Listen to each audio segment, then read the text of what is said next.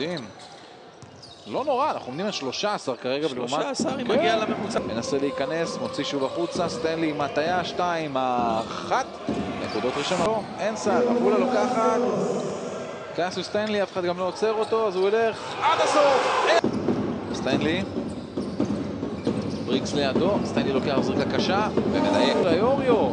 כדור נשאר של עפולה ל3, קולה.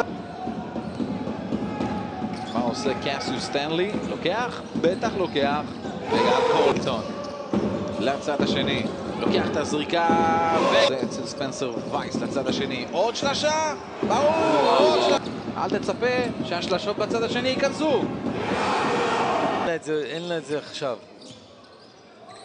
סטנלי זורק. ככה? ריבאונד נהדר של עפולה. קסיוס סטנלי עם סל ועד ודאי. הולך אל הקו.